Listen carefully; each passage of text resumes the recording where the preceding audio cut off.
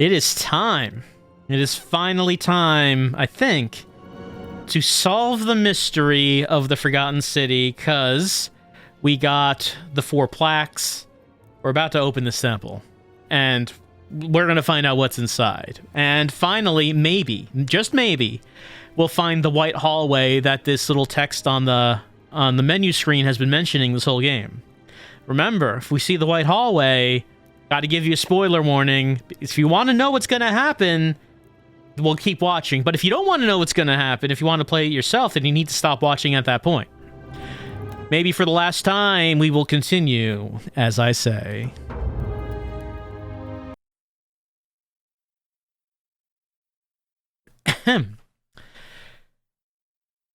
I am pumped. I am psyched to finally meet Pluto.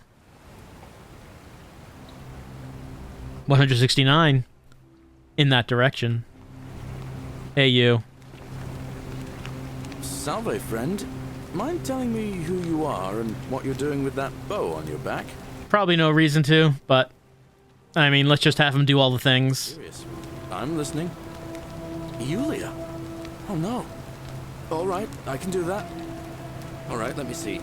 Stop Fabia going in, but send the new arrival to the empty shrine. Understood. Poor Virgil. Poor Rufius too, I guess. Alright, got it. Oh, we can send him. We can do that. Tell Malleolus you know his real name is Quintius, thanks to Claudia, and that Nero sends his regards. Then tell him to withdraw from the election and release his. Okay, so we can give him that one as well. We can even give him that one. I need you to blackmail Malleolus. Don't ask questions. What? Are you? You're serious, aren't you? I doubt Domitius will let me talk to him, but I'll make sure he passes on the message. Thanks. I'll go, but once I'm done, I'll need you to tell me how you know all of this. Well, we're hoping that won't be necessary.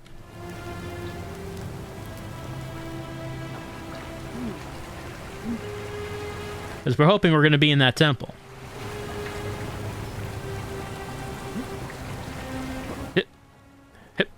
Ha, there we go.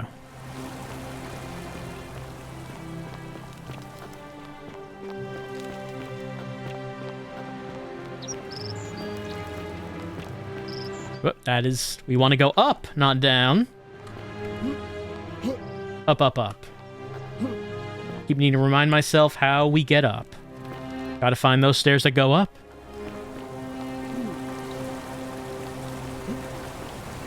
There.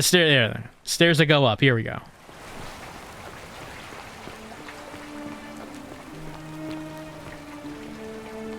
So last time it turned out that getting the Roman plaque was a lot faster than we thought it was going to be.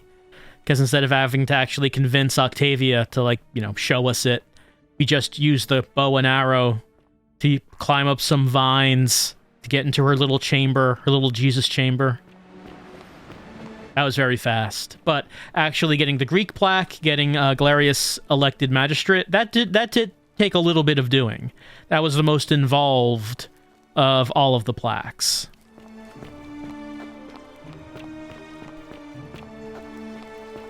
Alright, looks like suicide has been averted. Alright, insert plaque. 1, 2, 3, and 4. We returned all 4 plaques to the obelisk. And the doors open. Pluto greets us inside. Alright, finally to talk to him. Talk to the god who is behind all this. And maybe we will find out.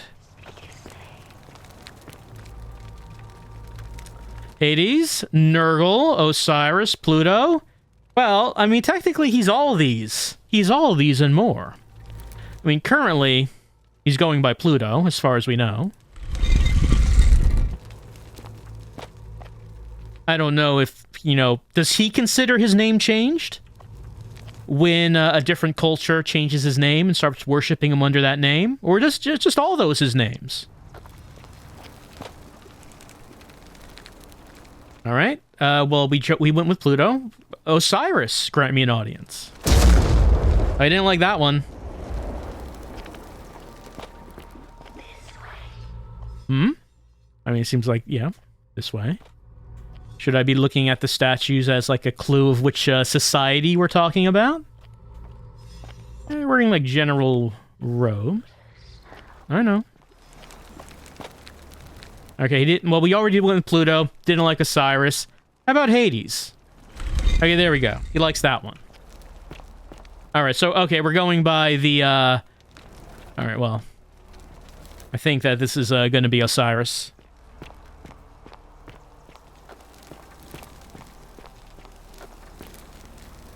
Hey, Osiris.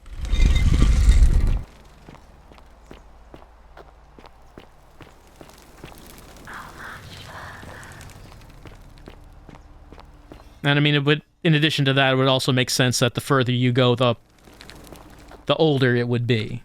So the last one would be the oldest one. Nurgle, the fierce one, grant me an audience. Oh, that is a white hallway. That is absolutely a white hallway. This is it. This is it. Spoiler warning. Spoiler warning, the white hallway is here. If you don't want to see what's the solution to the mysteries, stop watching right now. Stop watching right now. Spoiler warning, get the fuck out. The white hallway is here.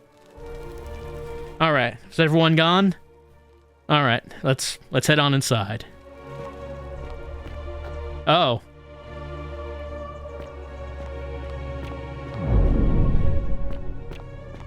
It was Mass Effect the whole time.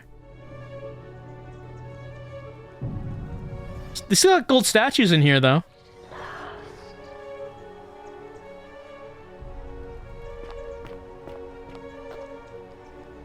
And here you are. Allow me to introduce myself. As you have already gathered, I've been known by many names. Nergal to the Sumerians, Osiris to the Egyptians, Hades to the Greeks, and Pluto to the Romans. But the one constant through it all has been my title, God of the Underworld. And I've been watching you with curiosity, mortal, ever since your arrival. You're unlike the others, aren't you? And what is more, you carry a weapon that was never intended for mortals to wield, and you do it so brazenly. But there will be time for your reckoning later. First, as a reward for undoing the desecration of my obelisk, I will allow you to satisfy your curiosity. Ask what you will. We do indeed get to ask the God of the Underworld, what's your story? My story is many thousands of years long. You will need to be more specific. What do you wish to know? You're a god? It is a matter of perspective. God is a label I was given by you mortals, not one I gave myself. Your ancestors revered me because to them, my knowledge and technology made me incomprehensibly powerful, just as you might seem so to an insect. But despite all that, there are rules even I must obey. Why do you look and sound like a man? My kin and I all adopted this form long ago, so that we might better understand and communicate with your kind. In time, we grew fond of the sensory delights of thoughts, desire, joy, ecstasy, even rage and sorrow, while an acquired taste can be addictive.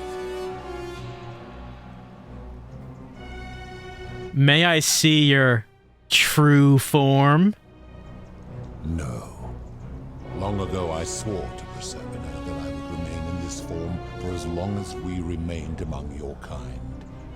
I must honor that. But is your true form hot? That's really what I'm asking here. How hot is your true form? Who's the woman on your left? This is my beloved. Like me, she has been known by many names. Ereshkigal to the Sumerians, Isis to the Egyptians, Persephone to the Greeks, and Proserpina to the Romans. Or perhaps you might know her as the goddess of springtime, the cycle of life and renewal.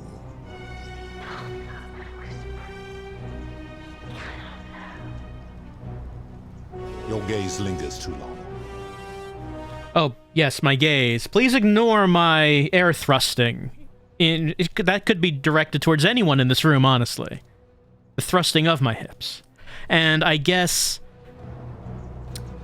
Well, she's saying that he doesn't know about her whispering and her help. Does that mean he doesn't know about the time loop? Because if he doesn't know she's been helping us, maybe he doesn't know that we've been looping through time. Who is that on your right? That is my servant. You would have met by the river, though she wears many faces and goes by many names. Kumutabal to the Sumerians, Kurti to the Egyptians, Charon to the Greeks, and Charon to the Romans. Her role is to ferry souls between the mortal world and this one, and to make their transition as seamless as possible. For that, she earned herself the infamous, if erroneous, moniker, the Ferryman. You will talk more later. For now, ask your questions. Let's talk about something else. As you wish. What is this place? It has come to be known simply as the underworld, and it exists because of a wager I made long ago. What was the wager you made? That is a long story, one that began over 3,000 years ago and continues to this day. You see, long ago my kin and I set out from our home on Elysium to search for other forms of life among the stars. We discovered your planet and witnessed your kind evolving from primates into something lawless and barbaric. You all but destroyed yourselves, your 2 short lives being extinguished by violence and ignorance and disease. Yeah, we do that. Saw raw potential in you, and persuaded the rest of us it would be squandered without our intervention and stewardship. So we revealed ourselves to your people in a place called Sumer. We offered guidance in agriculture, toolcraft, and law, and you called us gods. For a time you flourished, but soon you were too many for us to oversee. And as you spread from that cradle of civilization, we saw something disturbing. We had sown the seeds of dependency and confusion, and soon you returned to your old ways of violence and ignorance, this time in our name. My kin had seen enough, and gave up on your kind, condemning you as barbaric and chaotic, scarcely more than animals. We began preparations to return to Elysium, our home world, a utopia unspoilt by conflict and unimaginable in its beauty. But my Proserpina could not bear to abandon your kind without guidance, and knowing it would force the rest of us to leave her behind, she made an extraordinary sacrifice. She gave up her immortality to descend permanently to the ranks of humankind. And so she began her inescapable trajectory toward death. Horrified, I acted swiftly. I placed her in suspended animation in a deep frozen sleep to prevent age and sickness from claiming her. And then I pleaded with Proserpina's father, who the Romans called Jupiter, to bring her with us to Elysium. It was and is my hope that once there, we might one day learn to undo what she has done to herself. But he refused. I did everything I could to persuade him, but he would not relent. He would rigidly uphold his final pronouncement. Humans were unworthy of ascension to Elysium, and no exceptions would be made. But seeing that I was aggrieved, he proposed a wager, the terms of which were as follows. If even one human city could prove itself capable of living without sin for a single year, then Proserpina and all of humanity would be permitted to join us in Elysium. My part would be to remain behind, the last of my kind, to watch over you without interfering, and to sit in silent judgment. And so my reward has been to languish here, enduring a 3,000-year winter, waiting for the day your kind proves itself worthy of her faith in you, so that I might take her with me to Elysium and unthaw my goddess of springtime. And here I am, after all this time, still waiting. Oh, what do you consider a sin? Is it the same thing as what Jupiter considers a sin? Because if Jupiter's perception of what a sin is the source of this, that was a kind of a little debate I was having with a guy underneath the city over what is a sin. And it was like a philosophy 101 kind of conversation, just sort of introducing the concept of how it's difficult to actually define that or put like a system of definition, like of rules and laws surrounding what a sin is. But maybe Jupiter has a pretty solid idea of what a sin is. Like, there's been some sinful stuff happening in this city by my standards that has not been punished. But something like Dooley, in his confusion, taking something off a table was apparently a sin, turned everyone to gold.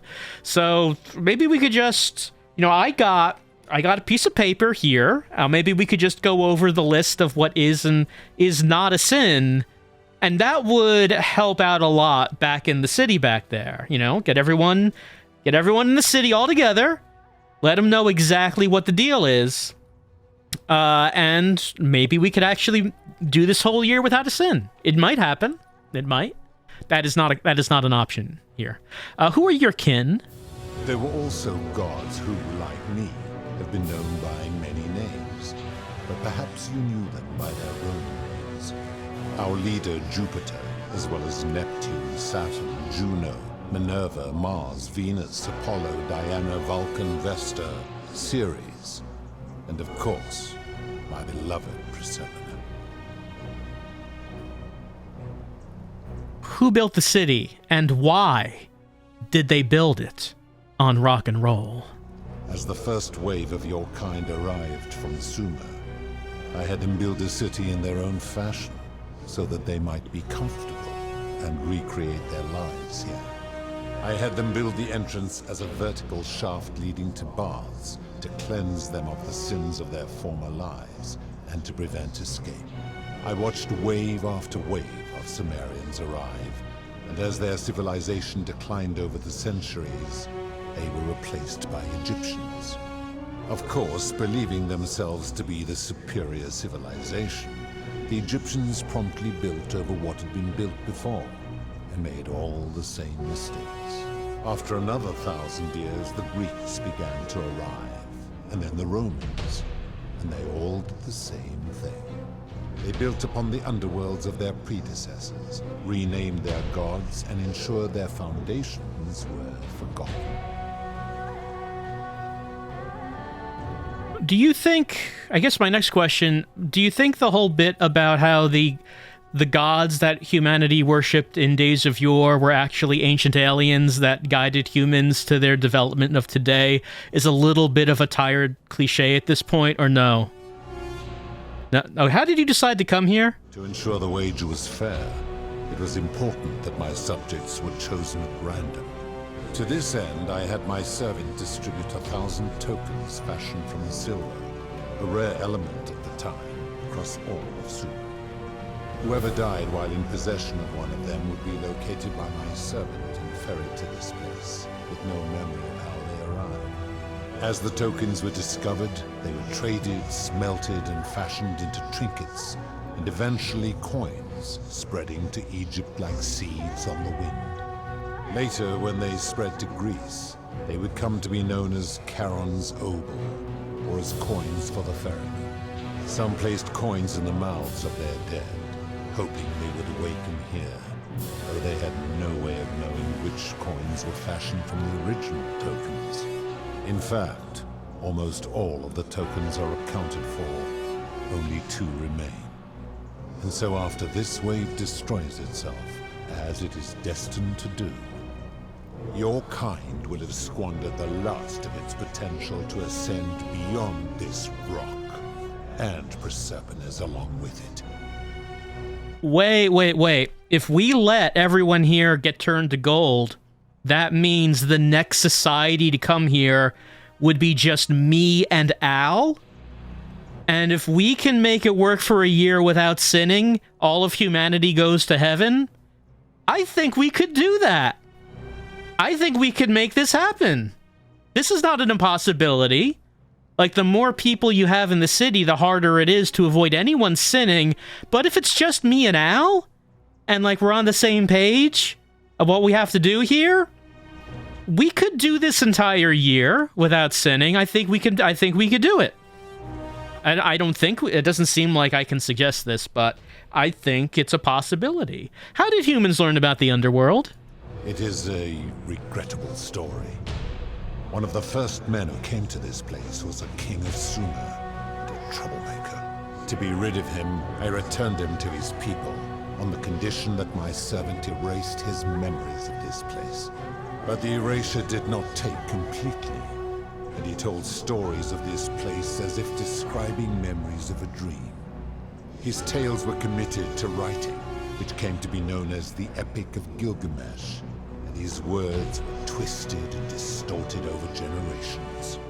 Later, the Egyptians would adapt Sumer's stories of the underworld, making them wildly intricate and labyrinthine. Their Book of the Dead and Book of Gates bore less and less resemblance to this place in their priests' pursuit of profit. Then, when the Greeks began to arrive, they proved far more cunning, and in a series of incidents that will not be repeated, 5 of them escaped. A warrior named Heracles, 2 kings named Sisyphus and Theseus, a poet named Orpheus, and a Trojan named Aeneas.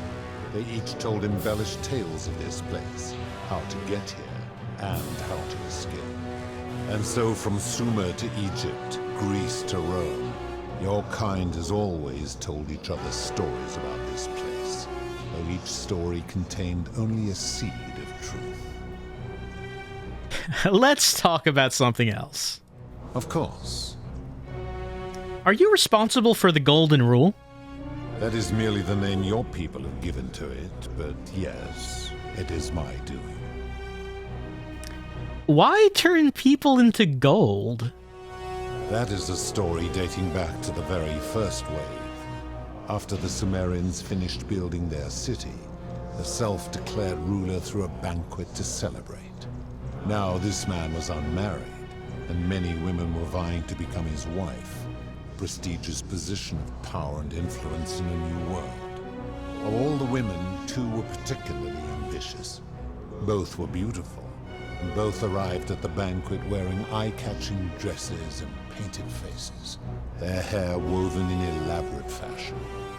The first woman, recognizing that she would require an advantage to win the ruler's affection, draped herself in jewelry, ornate necklaces, bracelets, and rings fashioned from gold. Seeing this ostentatious display, the second woman grew envious, for she had no such jewelry at her disposal. She prayed aloud to any gods that would listen to cover her in gold, and when her prayer went unanswered, she took matters into her own hands. While the others indulged at the banquet, the second woman summoned the first for a discussion in a quiet place. She checked that nobody was watching, and pushed her rival from the top of the ziggurat, where she broke her neck on the rocks below. But I was watching, and I decided to answer her prayer.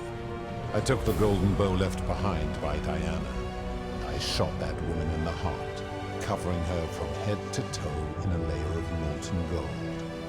And I left her to stand there, that she might serve as a grim reminder of what befalls those who sin in my domain.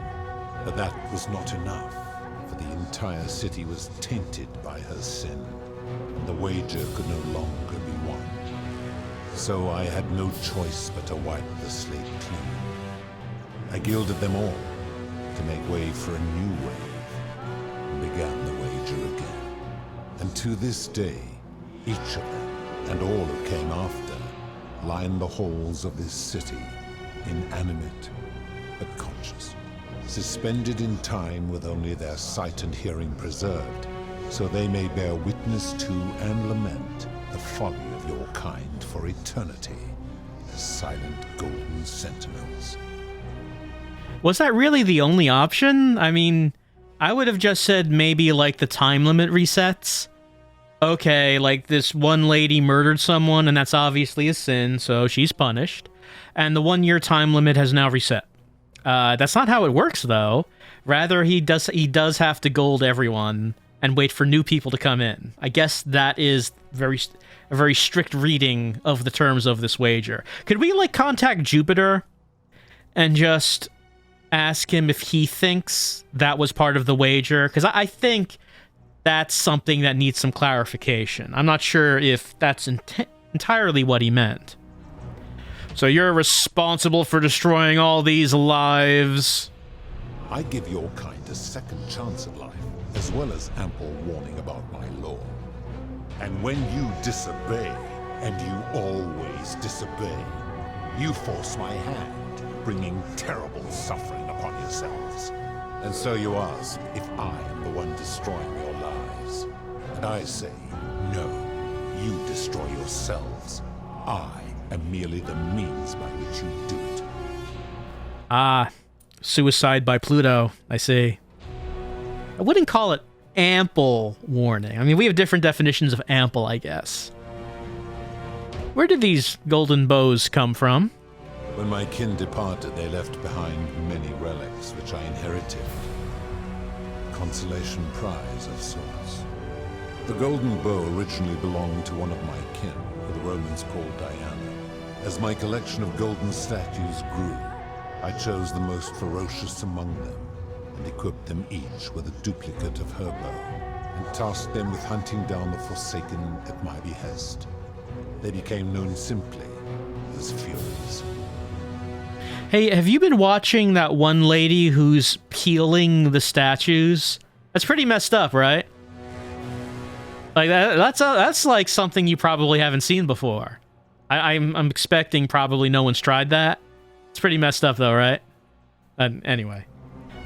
Okay, so the big question, what do you consider a sin? Should we write them down? Maybe chisel them onto 2 stone tablets, possibly? I've always considered that the cornerstone of morality is the ability to determine right from wrong on one's own. No attempt to lay out rules like your Code of Hammurabi or your 12 Tables of the Roman Republic can ever cover all possible scenarios. This should come as no surprise to you, since the core principle has been expressed in many forms by many of your civilizations. The Egyptians made a rudimentary attempt with do to the doer to make him do. The Greeks refined it with avoid doing what you would blame others for doing. The Roman Stoics added, treat your inferior as you would wish your superior to treat you. Even the so-called cultists hiding among you often say, do unto others as you would have them do unto you. It is the simplest of concepts, and each one of you is born with the faculties required to apply it to any situation. Yet none of the peoples who expressed this rule were able to uphold it. Curious, is it not? How is it that Sentius seems to be able to do whatever he wants, and he doesn't do to others what he would have them do unto him? Like, that is a guy who is like imprisoned his own daughter in like a dungeon. Does he just get to do that because he's in charge? Or anyway, the principle is not as easy to apply as it sounds. For you, perhaps.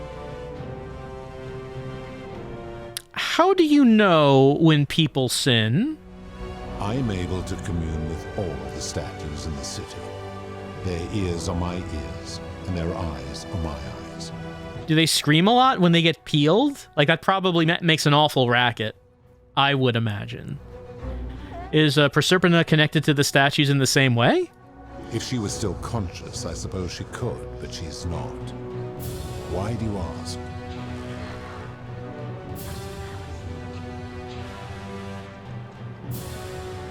No reason. Then what an odd question. I'm an odd person.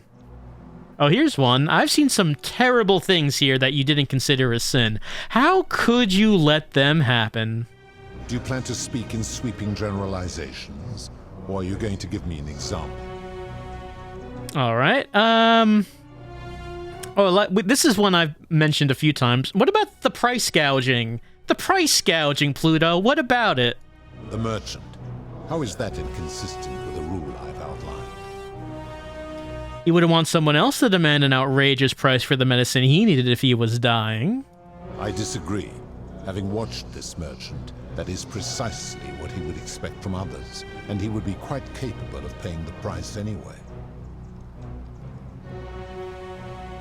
I mean, you can't know that. You're just speculating. Applying this rule always requires speculation to some degree. It requires us to ask what another person would want if they found themselves in another situation. Doesn't that make it inherently subjective and unreliable? Not if we're wise enough to know the mind of man. And you think when I'm reading these, I feel like it would need the kind of delivery that only Neil Breen could give, as he very much is in his righteous anger as he speaks to the corruption of authority. And you think you know the minds of other people. Supposing you're right, and my law has been broken, and I should turn you all to gold immediately. Is that what you want? It is not. Now tell me, what other sins do you believe I have overlooked? Well, what about abduction? Abduction? You mean the magistrate imprisoning his daughter in the cistern, I take it? He did so because she sought to escape. A sin I take particularly seriously. Better that he stops her from escaping, albeit brutishly, than I have to wipe out this entire city to punish her. Wouldn't you agree? Well, I disagree with that. Supposing you're right, then my law has been broken, and I should turn you all to gold immediately. Is that what you want? Well, no. Now tell me, what other sins do you believe I have overlooked?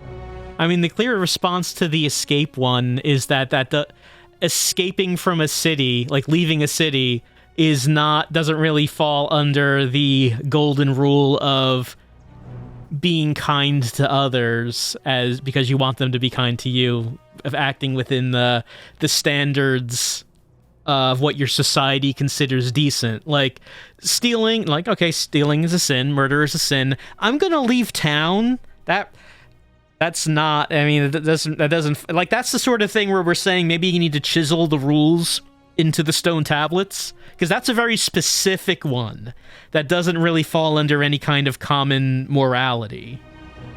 And if we're saying that it's okay to do what would be considered a sin to stop this particular rule break, which would not be considered a sin generally, that is an edge case that really needs to be, like, chiseled on a wall or something. How about debt bondage? Not the good kind of bondage, debt bondage. You speak of the moneylender. How is that inconsistent with the rule? He wouldn't want to be trapped in a 30-year labor contract because of a loan. And he would never have signed a contract pledging his labor for 30 years. All he did was enforce the terms of a contract signed voluntarily by others. The whole concept of debt bondage, like slavery, is unethical. It's illegal under international law where I'm from. Ignoring your irritating sense of moral superiority, this is interesting. I'm curious, how do people escape poverty where you're from? Well, it's customary to take out a loan to buy a house, and in some places, to pay for an education. There's a lot of answers that could be given to this.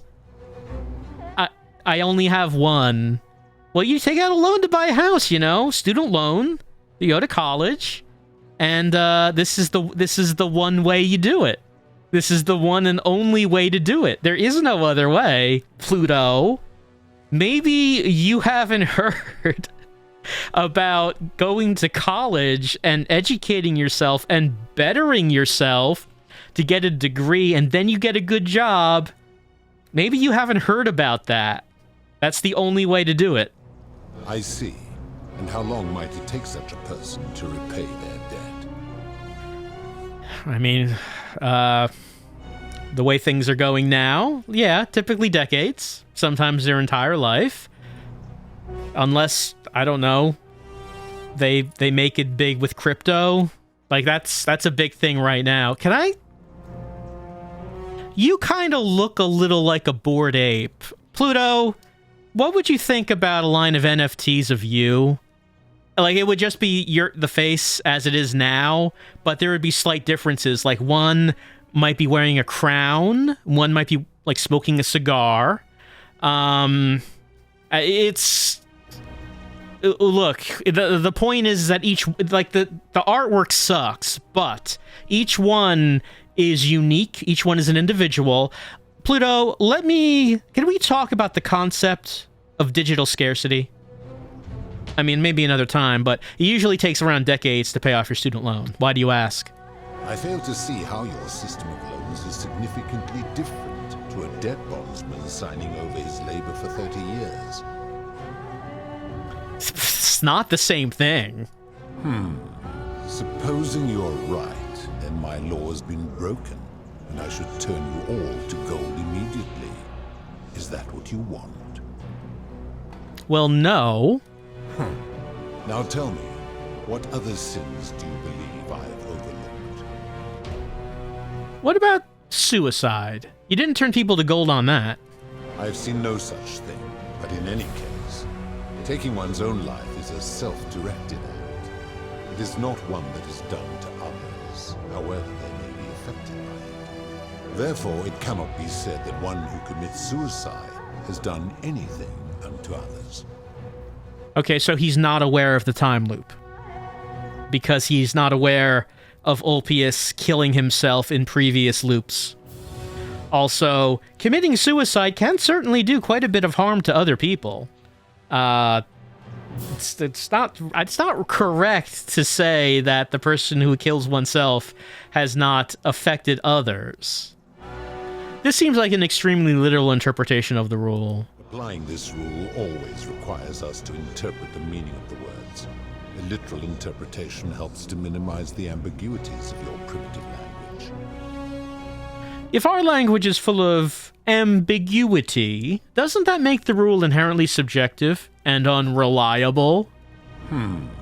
Supposing you're right, then my law has been broken. No, I don't want the gold. Now tell me, what other sins do you believe I have overlooked? Experiments on the golden statues. Why is that not a sin? The midwife and the palace, yes. How is that inconsistent with the rule? She wouldn't want to be experimented on if she was gilded. The rule is do unto others, meaning other people. Those statues are something else now. Bloodless shadows, mere shapes of their former selves. They are forsaken. What happens to them is no concern of mine. Alright, so it is the case that that statues aren't people. That's what we figured. I see. Now tell me, what other sins do you believe I have overlooked? It's no wonder people say the gods are cruel. This just shows how unreliable and subjective your moral code is. You're no better at judging right from wrong than any human. Do you honestly think you could do better? Yes. Then you are a fool. But what else did I expect from you? Now, did you have any other questions before your reckoning? Let's talk about something else. Very well. Have you just been sitting here for 3,000 years? Do you ever stand up? I don't know, do you have like an exercise machine or something to just, get a little workout and get the blood flowing? Do you have blood? Or do you have just like, I don't know, golden, glowing, like liquid, glowing liquid going through your vein? Because your eyes are glowing. Like maybe I don't know. I don't know if that's blood or... I don't know what that is. Are you bioluminescent? Do you glow in the dark? That's all the questions I had. Good. Then now it is time for your reckoning. Only, it seems, something is wrong. It has long been within my power to see into the hearts of mortals and weigh their deeds in life. But when I peer into you, I see only a blank slate, as if you did not exist until you appeared in this city. How is this possible? Charon, where did you find this one? I do not remember ferrying you. How did you come here? You don't remember me, Karen? I mean, I thought we were making a connection here, right? You remember you told me to go look for Al? You would have us believe that my servant merely forgot bringing you here. Oh, yeah? That sounds improbable to me. Charon, does this mortal speak the truth? Or should I strike him down where he stands? Perhaps. The waters of the River Lathe are known to have that effect. I will take you at your word. But as long as your past remains shrouded in mystery, it seems I must put your reckoning on hold. But answer this. Why have you come here? What is it you seek? Well, I wonder if the bow could work on him. It is Diane's bow. And like that, maybe a divine weapon would work on him. I don't know. I'd like you to put an end to the golden rule. It seems like a silly thing. Your hubris is amusing, so I will allow you to make your case. But I warn you, if you anger me or waste my time with lies or wrong-headed arguments, you face death here. So, tell me, why should I put an end to the so-called golden rule? Oh, waste your time. What are you doing? You've been sitting here for 3,000 years. He's not doing anything. He probably enjoys that someone came to visit him. If you're doing it for love, you should know that she doesn't love you. I can't say that. I mean, she's helping us behind his back, but we can't say that. How do you expect us to live without sin if you can do it yourself? Oh, do we have to prove that Pluto sins? The golden rule is corrupting the city, ensuring you'll never win the wager. Or try to kill him. I feel like this is the kind of answer the game wants us to go for. To debate Pluto on the nature of sin. And prove that he is not infallible himself. It seems like that's what this whole thing would be going for. How can you expect us to live without sin if you can't do it yourself? That is a very serious accusation, mortal. What sin have I committed? What evidence do you have to support it? So you didn't abduct Proserpina. You trap people in the city against their will. You've given terrible punishments for hundreds of people, some for minor sins, some who've committed no sins at all.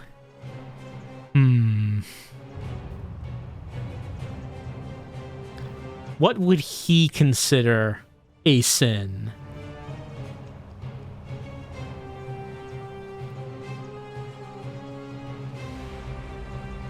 I mean, the main thing that our main grudge against him really is this one. You've given terrible punishments to hundreds of people, some for minor sins, and some who committed no sins at all. Every one of those people was guilty of failing to ensure their peers lived virtuously. They failed collectively, and so they were punished collectively. The Romans understand this, as did the Greeks before them.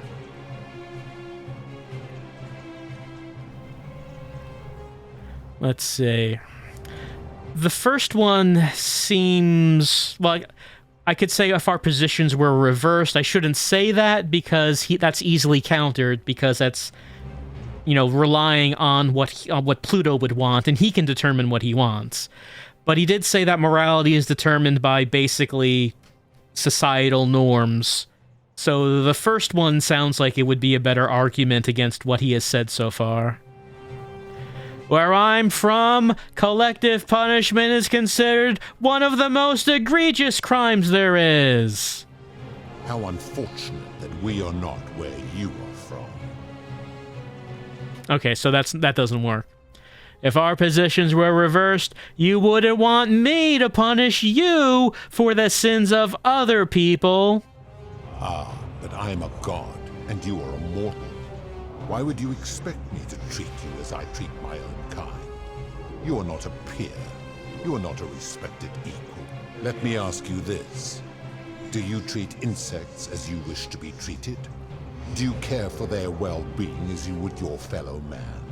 Do you ensure they have food and shelter and protection from predators? Do you give them rights? I mean, that the actual answer to this is I don't debate philosophy with insects, and the fact that Pluto is doing this demonstrates that he must consider me to be in a higher standing than I would an insect, but that's not an answer. I don't do that. Of course not, because that would be absurd, just as it would be absurd for me to treat your kind as equals. Okay, so for him to sin, it would have to be a sin against another god. It's the only thing he would consider to be a sin. Sins against humans are not sins when committed by a god. We could bring this up. Proserpina is apparently mortal now. He loves her. Your kind and mine can't be so different, given in that you're in love with one of us. My love for her does not mean I am not superior, now that she is mortal. Does that mean you love her like a pet? Like, I used to have a dog. I loved him. Is that the kind of love that you're talking about? Because it kind of sounds like it. That sounds arrogant. Perhaps you're not as different from humans as you think. Bah! For a moment I thought you might have been building to a point. But I see now you are just a hubristic little creature.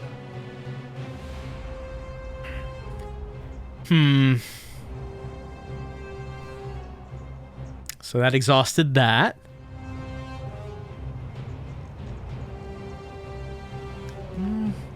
The first one seems like that would make him mad, and the only way to prove to him that's true is to tell him that Proserpina has been helping us, but she has distinctly told us not to do that, so I don't know about that one. The golden rule is corrupting this city and ensuring that you'll never win the wager. How so? And be specific. You have made a grave allegation, and I expect you to back it up. We could talk about Decius's price gouging, talk about Rufius becoming paranoid, that he's jumping at shadows and making him homophobic, talking about Malleolus trapping people in debt bondage. I can't think of any examples. Okay. Decius's price gouging for life-saving medication because he knows nobody can take it by force. True. I have witnessed him doing that. Okay, he actually agreed with that one. He didn't try to disagree with it. He did disagree when I brought it up previously, but yeah, he's agreeing now. I guess this is where it pays off to have done the side quests, because now I can bring up more examples, whereas if we just did the critical path, we would have less topics to bring up here. Rufius has become so paranoid that he's jumping at shadows, like Virgil's sexuality. He is a volatile and confused fellow, that one. Malleolus has trapped people in debt bondage by convincing them that rebelling would break your law.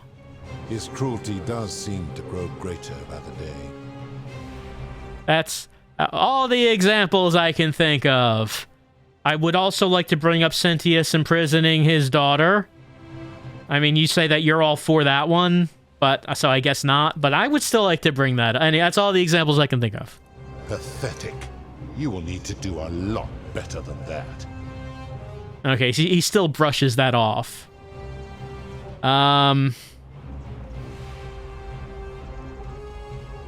So we could try to hit him in the heart with Proserpina doesn't love you, which I feel is just going to make him real mad. I don't know if that's going to convince him of anything. Or we could try to threaten him with a bow. I'm assuming the wooden bow would not work on a god. But the golden bow might. But, I don't know. I feel like shooting him would be... That seems like it's an easier solution than this game would intend, right? Like, it's not difficult to get that golden bow. I feel like it really was not hard at all to find it. So if getting the golden bow is just like an I win button for this confrontation, it just seems, could it actually be the I win button?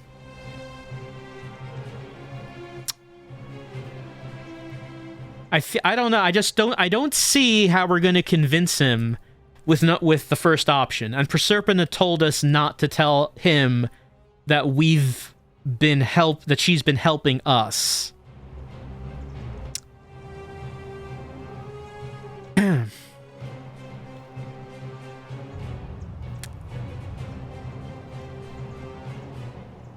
But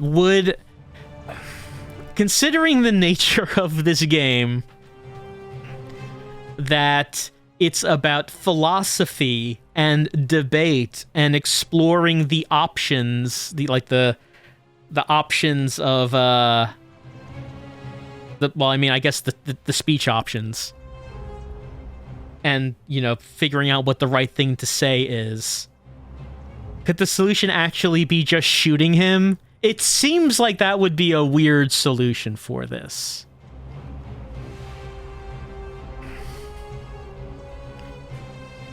Can we, were there any, speech paths that I didn't take? That is a very serious... Yeah, okay, I didn't do all of these. I guess there's no reason not to try them. You've trapped people in this city against their will. These people were all dead when my servant found them. I gave them a second chance at life.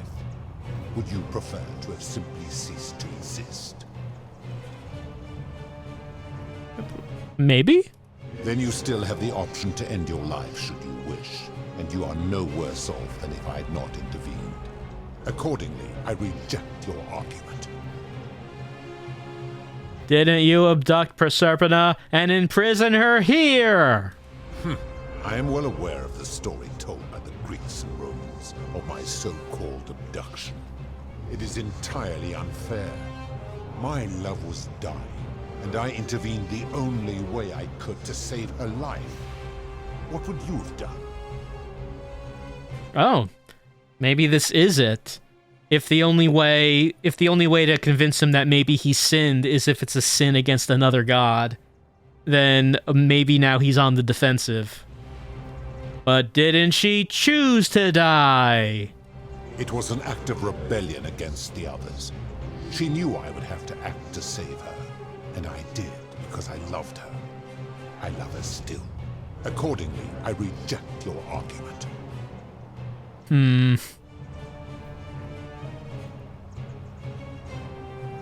These people were all dead when my servant... Oh, no, right. That's, What if I say that this is a fair point? Accordingly... Okay, no. It's nothing. It doesn't do anything. Was there anything else here? No. That's all just one. What about the terrible punishment? Okay, no, I did both of these. Oh, no, I didn't do this. I do give insects all those rights. At the very least, I try not to step on them. I warned you not to lie. You will make a fine statue. All right, let's go with the golden bow.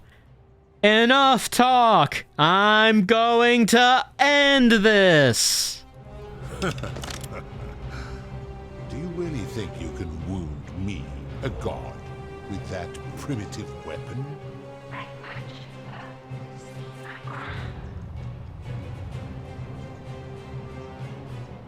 You may be immortal, but your beloved isn't. How dare you threaten her? This ends now. The many shall suffer for the sins of the one. You vile, despicable creature. Oh, I gotta, gotta go. Whoop, that's a pit. Alright, bye everyone. Very impressed by, like, by this whole thing. Glad to have met you. Goodbye.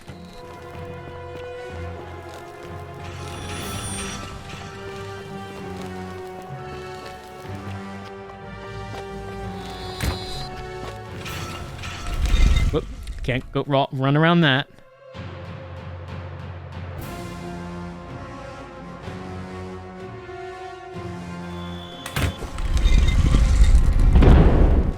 Hey, Sentius. So it's like a weird thing happened in there.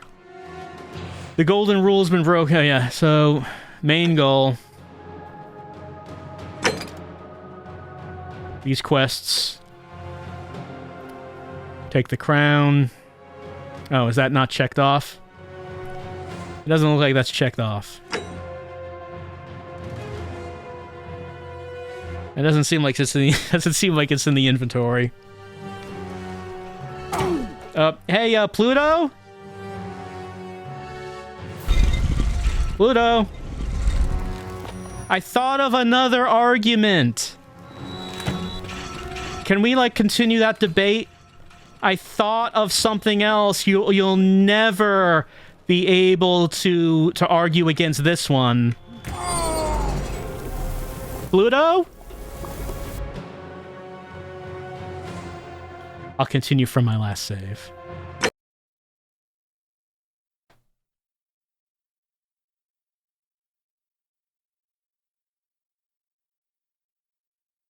He did not want to hear my last argument.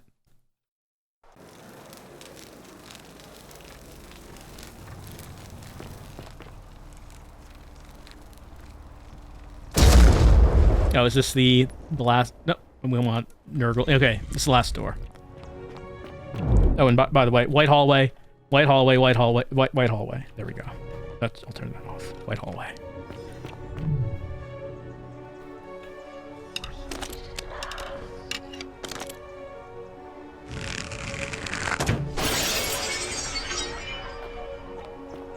Hey, Pluto. The many shall suffer for the sins. Can I take? Okay, I took it.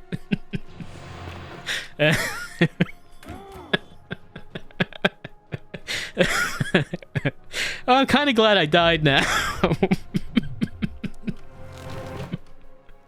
Okay, well, I died again.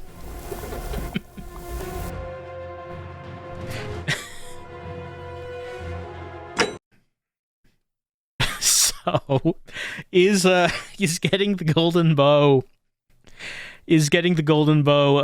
essential for winning the game, or like is there just I mean, it just feels like this game would have a way to out-argue him.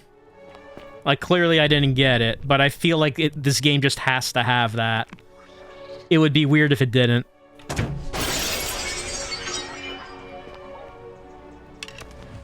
I love how he stands. The many shall suffer. All right, so he like take that. Did I get it?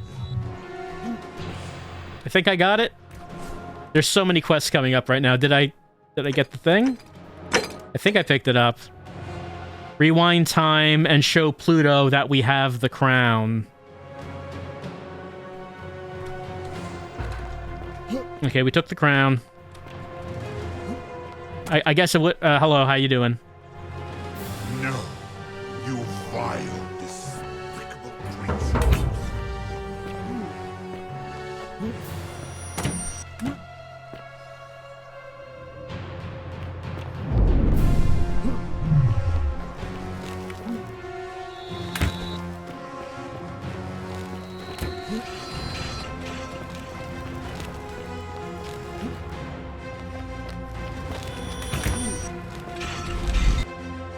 Gotta load.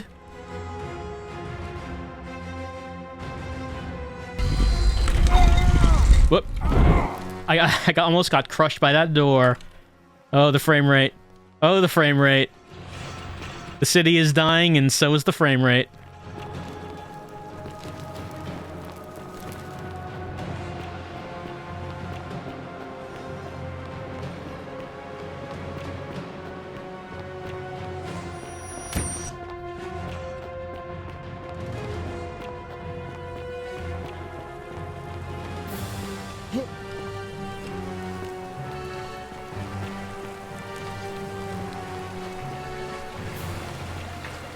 Hey, Sentius. Bye.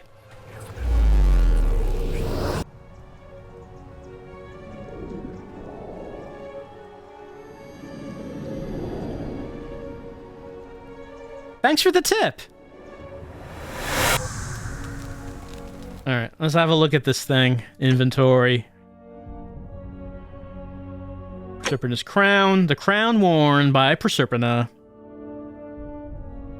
Could I wear it? Can I just, like, put it on my head and, like, walk in there? Because that's what I want to do.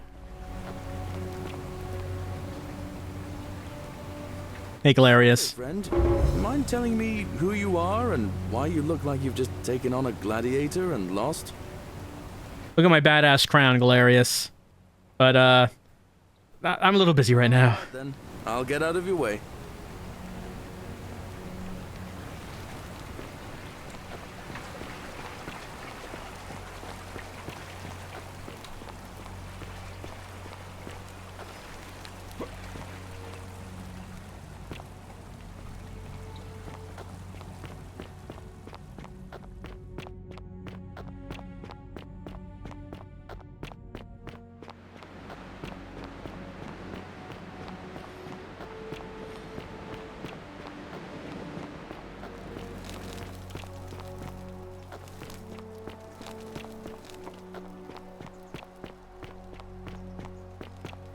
Okay, good. I was about to say, hey, are those plaques still there? Hey, friend.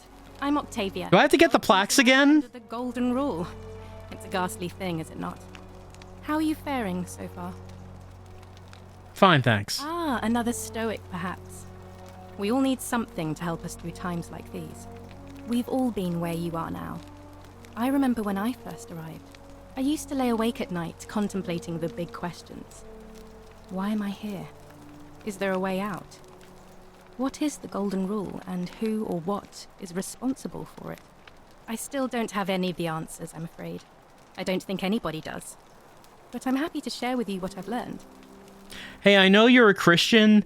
Do you want to meet Pluto? He's right in there. Like the actual god, Pluto. I know, like, that might be a crisis of faith for you. He's sitting right in there. Right now, I opened the doors. Well, I'll be going now. All right, well, it was lovely to meet you. I look forward to getting to know you better over the coming months. And if you ever... I can't believe this is how it ends. Oh no. No. No, no, no, no, no. Orpheus, what are you doing? Get back from there. If you lose your balance, you'll fall. That's the idea. What? Why?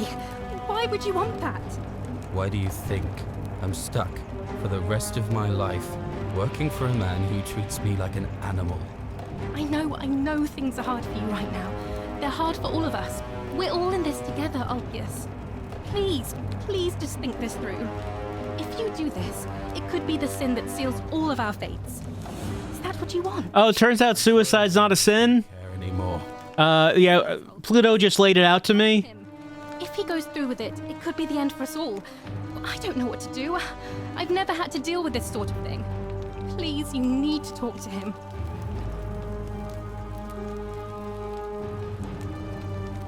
Whoops. There we go.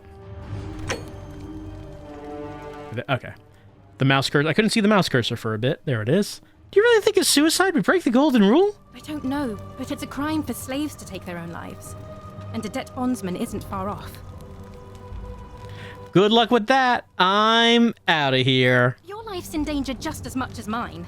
Are you really just going to walk away and leave me with this? I can't help you. I see.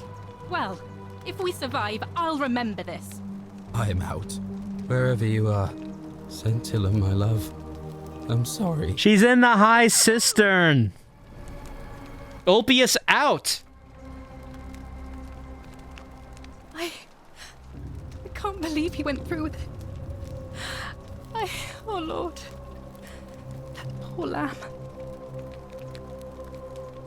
Was that my fault? Was it your fault? You just refused to help me with him. And then he did the very thing he was threatening to do. What is wrong with you? What happens now? I'll have to let everyone know what happened. And I guess Malleolus will have to clean up the mess in his villa. It's of his own making, after all. And I'd best pray for poor Ulpius. Well, I mean, if you want to pray, you can talk to Pluto. Like, I guess talking to him would be the same thing as praying, right?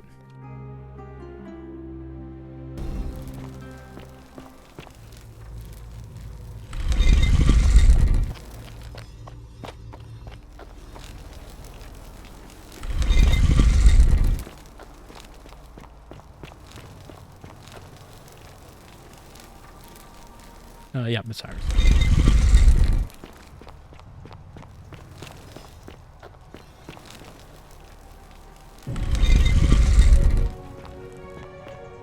White hallway. White hallway.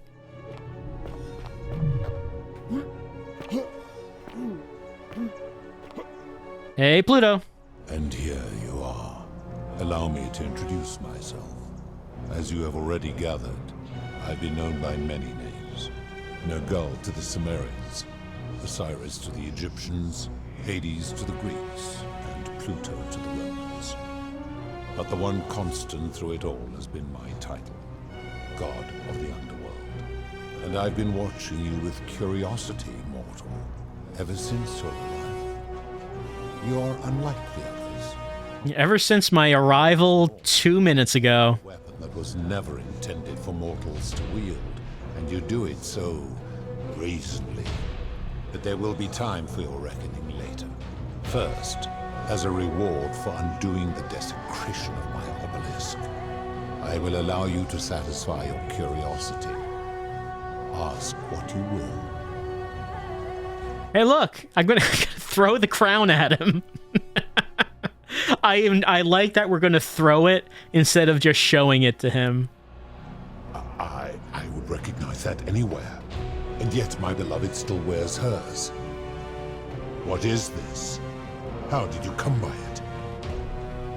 I took it from her after I killed her in another timeline.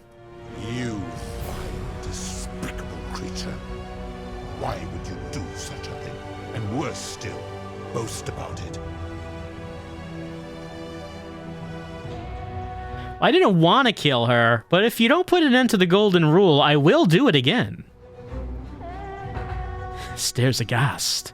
You have put me in an impossible position. If I refuse, you will murder her.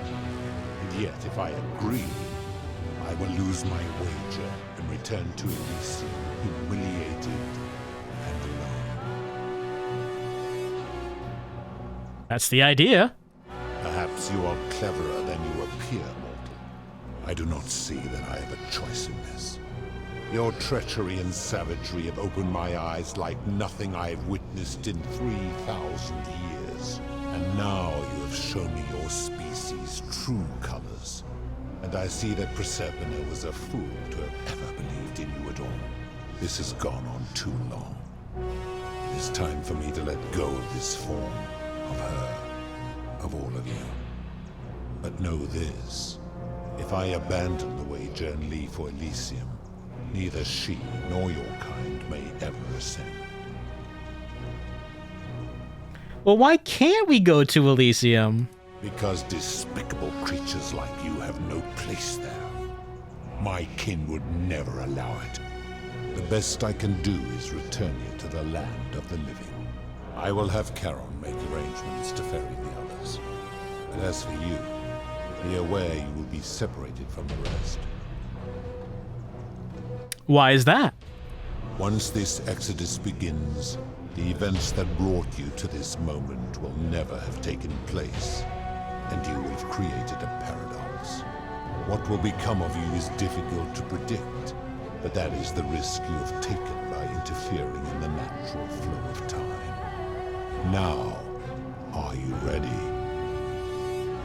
Let's get this over with. You had best pray our paths never cross again, mortal. Maybe you best pray that our paths don't do that, what you just said. Maybe you... Oh, I should have shot Proserpina right before I left.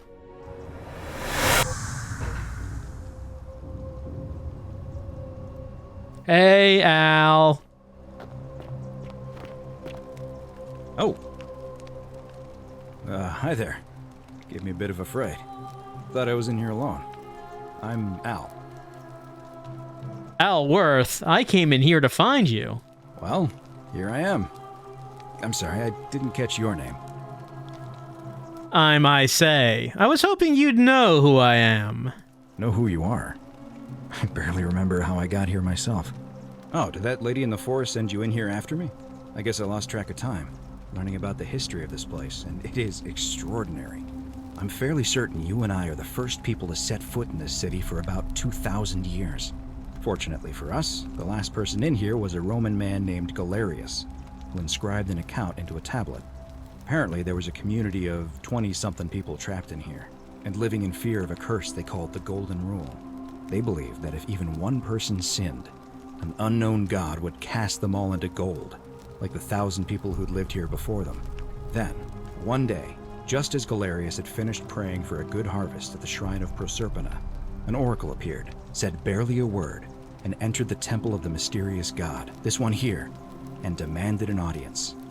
And the doors just opened up to him. Nobody knows what went on in there, but Galerius wrote the oracle must have been more persuasive than Odysseus, because the next thing he knew, the ground shook, and the voice of that god rang out over the city. The many have suffered long enough.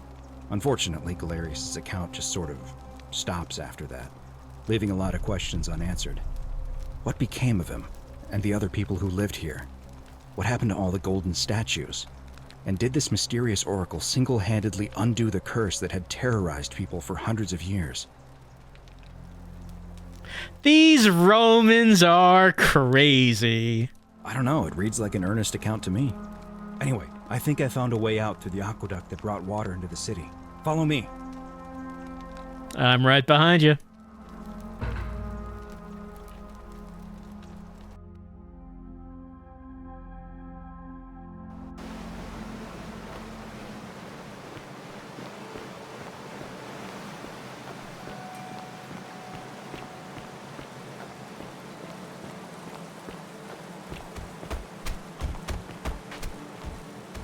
I'm gonna pause here for a moment and make sure nobody else has ever lured into this temple.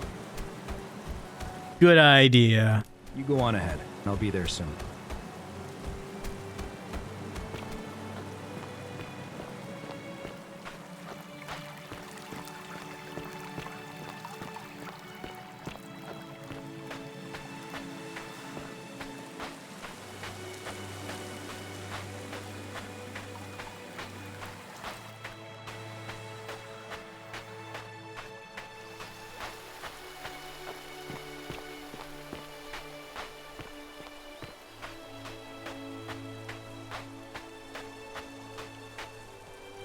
You're back!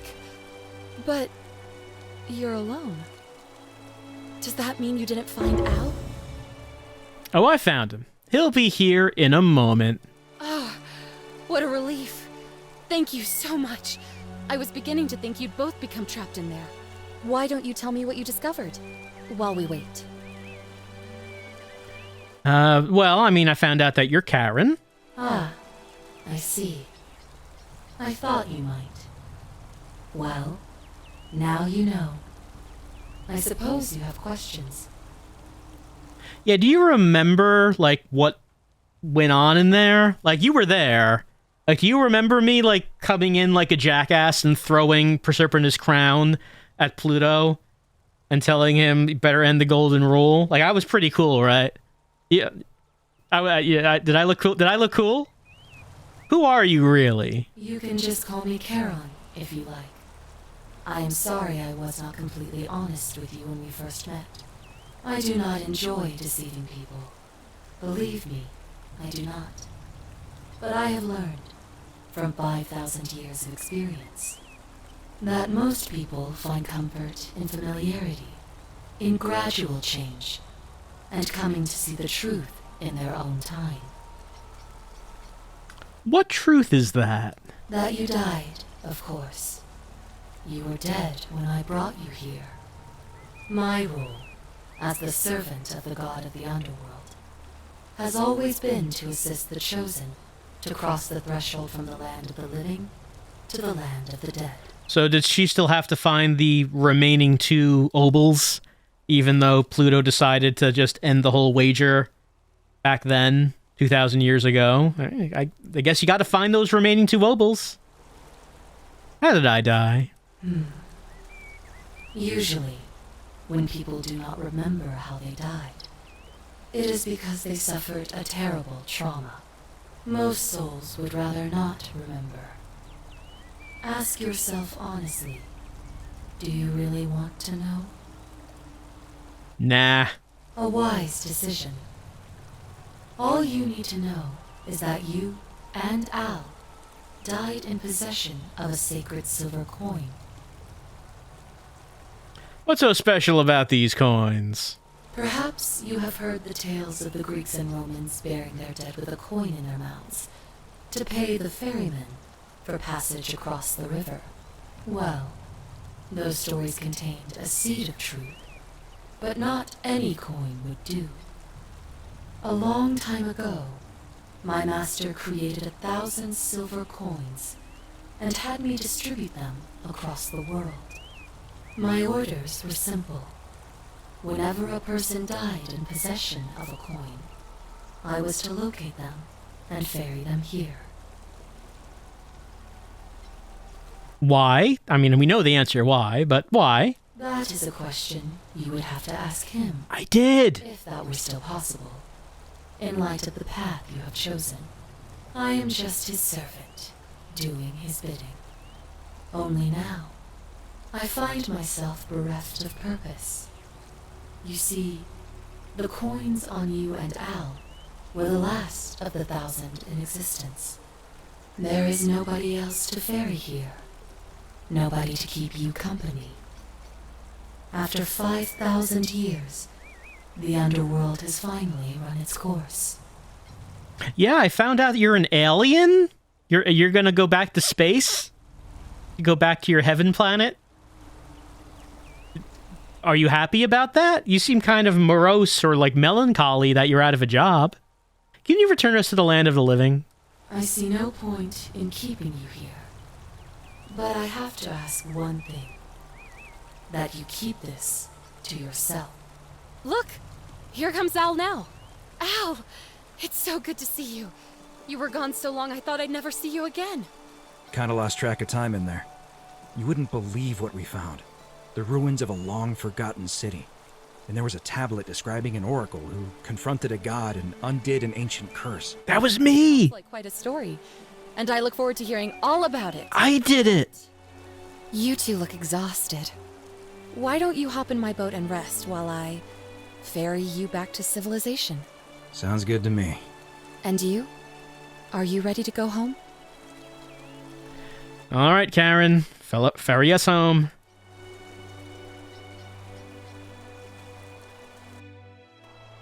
Well, that wasn't much... Oh, we're getting an epilogue. Epilogue. 1 year later. I'm in a museum.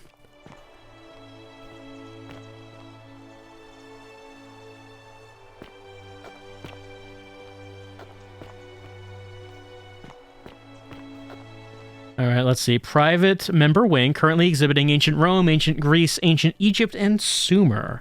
Why, those sound familiar.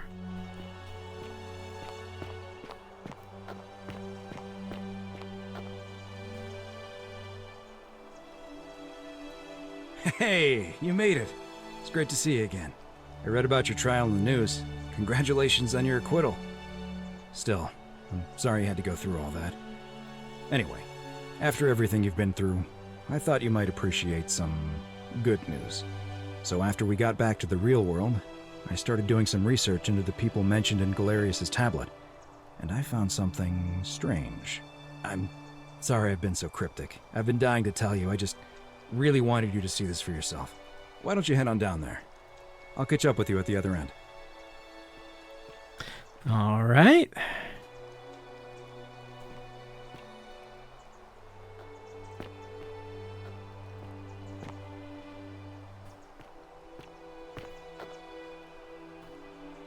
Ancient Roman statue of an unknown man in an inscrutable pose. One hand seems to welcome and the other warns.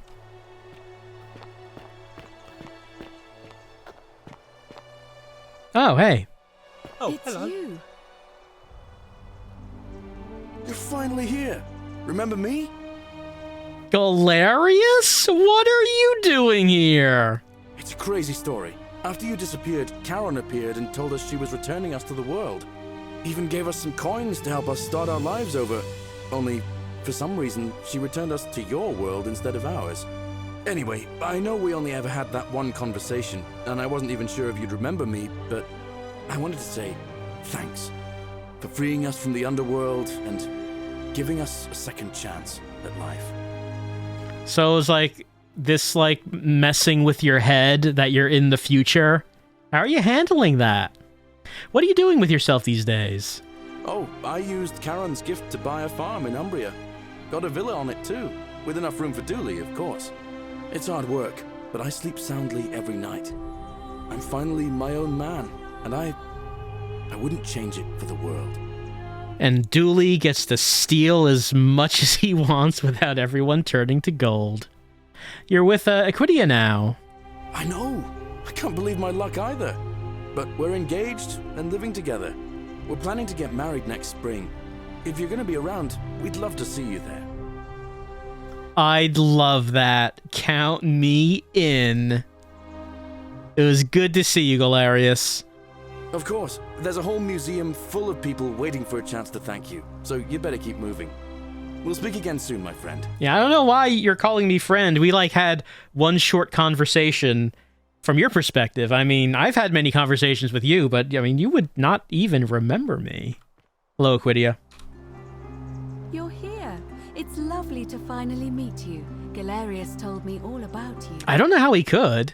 Unless, like, unless he remembers all the time loops, but I don't know why he would. Good to see you too, Equidia. So, you're the hero who somehow vanquished the last of the Roman gods. As I'm a priestess, you realize you've put me out of work. I'm just teasing. Actually, and it still feels a little sacrilegious to say this, I'm finding life after religion quite enjoyable.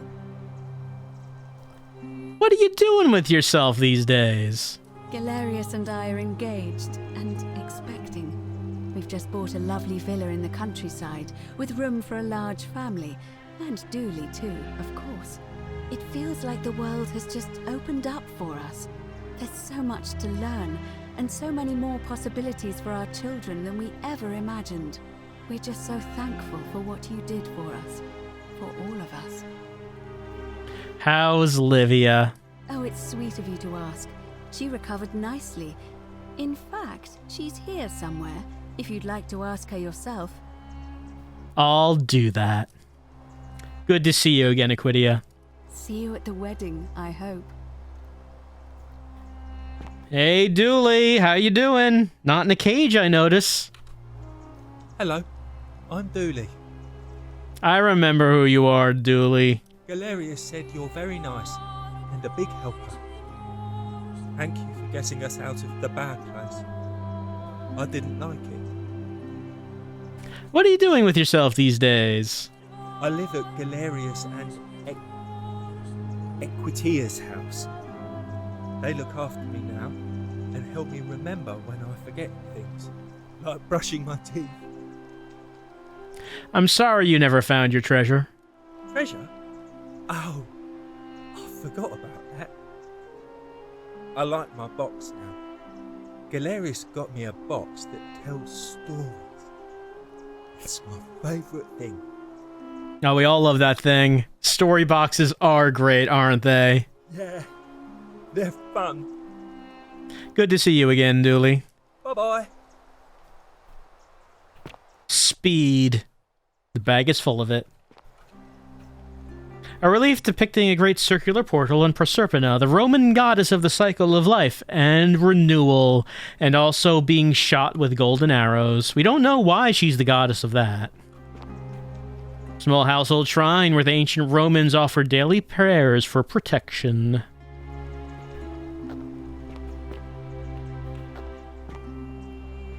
Hey. Hi there, I'm Horatius. I know who you are, Horatius. From the clothes, I assume you're becoming like a doomsday prepper or what have you? Hi, Horatius. I understand we have you to thank for giving us a second chance at life. And reuniting Scintilla with us as well. So, thank you. What are you doing with yourself these days? I'm living up north and studying in the military academy in Modena. I'm going to be an officer one day. The world's changed a lot. But some things stay the same. Would you believe we're still studying military tactics from my time? Alexander the Great, Caesar, Hannibal Barca. Still, I have to keep challenging myself to let go of old ways of thinking and embrace the new. As Seneca wrote, the ones who pioneered our paths aren't our masters, but our guides. I'm sorry you never got to see your girl again. Ah, you remembered that. Thank you. I grieved for a time, but that's done. In the words of Epictetus, as those who rode behind triumphant generals remind them they are mortal, remind yourself your precious one isn't one of your possessions, but something given for now, not forever. I also discovered this thing called Tinder, and, well, I think there might be some hope for me yet. I'm glad you're coping. Thanks. Whatever happened to your buddy, Dementius? He's not my... Oh, I see what you did there. Good one. He had more trouble adapting than most. He got himself disqualified from the UFC. So he started some kind of underground blood sport tournament, like we had in Rome. Suppose it appealed to people's baser instincts. And they say he made some good coin, killing a bunch of men like that. But his luck finally ran out, and his life along with it. You know what they say. Live by the sword, die by the sword. I'm glad that this game ends with one of the characters becoming a UFC fighter, and then deciding UFC wasn't violent enough. That's a shame. Perhaps. It's good to see you again, Horatius. And you. Farewell. Hey. Cavalry helmet. And a Roman shield. Hello. I take it you're the Oracle. Thanks for coming. That's me. I mean, I talked to you like once, I think. Maybe twice? You were not a person I talked to very often because you were in Sentius's villa, so it's a little bit out of the way. But yes, I do remember. Good to see you again, Sentia. Actually, I changed my name to Cynthia. I didn't want to be associated with Sentius after what happened. I can understand that. I'm not sure if you heard, but after you drove Pluto off, Proserpina emerged from the Great Temple. She knew right away what none of us had figured out about that psychopath. He'd been keeping my little sister locked up in the upper cistern all that time. But he's been dealt with. He's... you know what? The important thing is, we'll never see him again. I wanted to know if Sentius made it to the modern day. Wanted to know what he was into. What about the modern day tickled his fancy? What are you doing with yourself these days? Anything I want. I'm a woman of means in a vast new world. I can go wherever and do whatever I please. Of course, I mostly just stay in my villa and have my servant Alexa summon things for me, because it's just awful out there. Barbarians everywhere. There you go. Just stay in the house, get things brought to you. It's the way to live. What happened to Sentius? He's still there, all alone. The last golden statue in the underworld. Trapped in a metal shell, slowly losing his mind until the end of time. Eternal torment. Just what he deserves, if you ask me. Wow, that's really harsh, Cynthia. I mean, yeah, I deserve some punishment. Not sure if I entirely agree with the eternal golding. Maybe a temporary golding. I don't know if he really needs, the permanent until the end of time torture. And I guess what's done is done. It's a little excessive. Meh, I try not to think about him at all. I also try not to think about my problems. It's good to see you again, Cynthia. You too. See you around.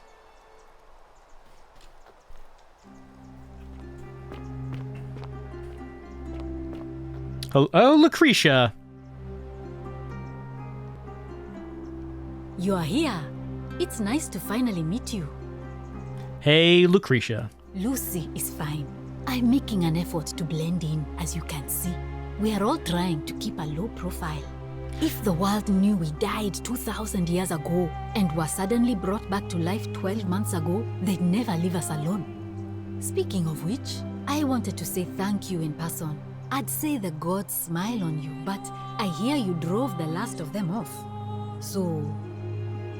I don't know about a low profile. Dimidius became a UFC fighter. It's not exactly a low profile. What are you doing with yourself these days? I'm studying to get into medical school.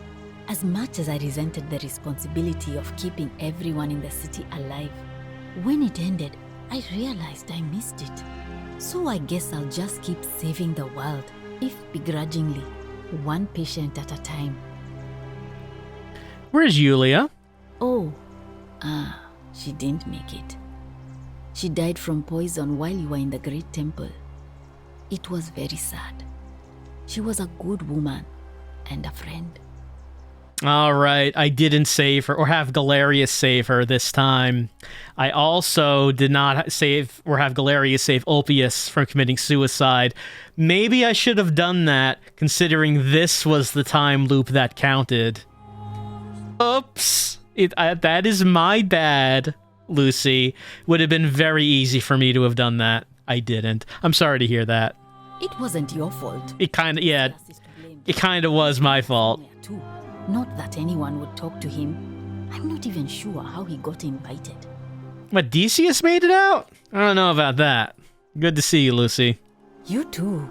Don't be a stranger. Where is that guy? You know he's into NFTs. Gonna try to sell us on crypto when we find him. Hey, Georgius. Greetings. You must be the legendary Oracle. It is a sincere privilege to finally make your acquaintance. I am Georgius. Good to see you too, Georgius.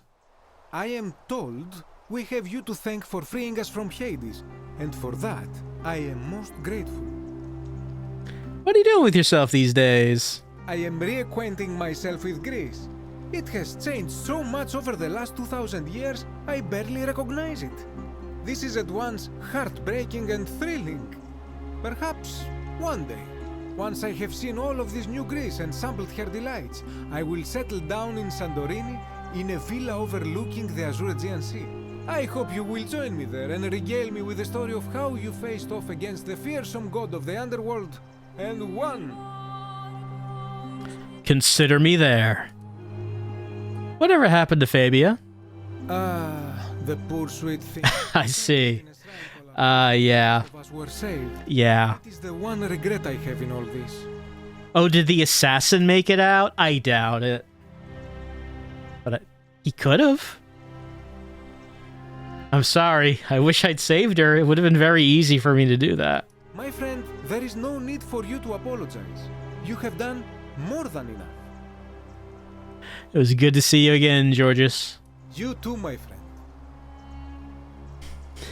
The assassin comes in. I'm looking for Quintius. Look, I know it's been 2,000 years. I'm still... This paper from Emperor Nero does not have a time limit. Oh, it's the hermit philosopher. He got out. Is he finally going to tell me his name? I take it you're the oracle everybody's talking about. It's a pleasure to finally meet you. It's a strong fashion statement you're making there, hermit philosopher. We've met before, though I wouldn't expect you to remember it. We have. I'm sorry, I don't remember. In any case, I'm Philip. I never thought I'd leave that cave, let alone the city. And now I'm living in the 21st century. What a time to be alive. And it seems I have your catabasis to thank for it. My what? I mean, you could thank all of me. What are you doing with yourself these days? I'm working as a consultant to the Faculty of Classics at Cambridge University, helping fill the odd gap in their knowledge. Not that I need the money, but I do love being around enlightened minds again. Well, it was good to see you again. My sincere thanks once again.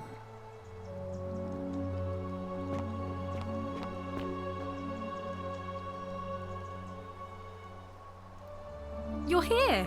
It's so lovely to see you again. Oh, is it? I mean, like, I kind of just stood there while Ulpius committed suicide, but I mean, maybe you're over that. Nice to see you too, Octavia. I'm thankful that you're here.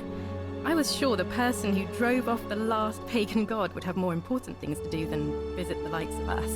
But thank you for coming and for saving our lives.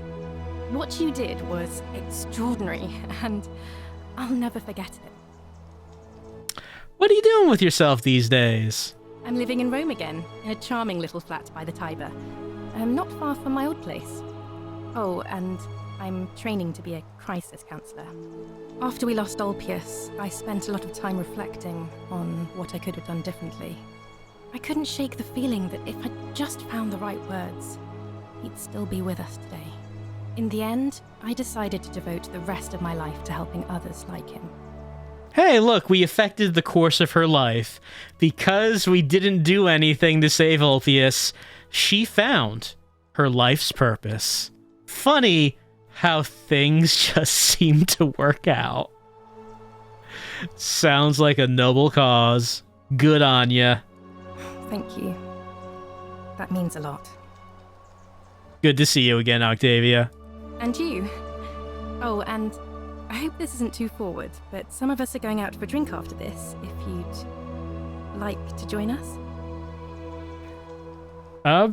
Sure. I mean, I guess we'll go on a date. We did not actually go on a date in ancient times with anyone. So, sure. Wonderful. I'll see you soon. Good evening. Greetings. Good to see you looking well, Livia. Thank you for your kind words and for liberating us all. In all the time I was in the underworld, I never once imagined that I might end up in a place so much like Elysium. What are you doing with yourself these days? I'm recovering.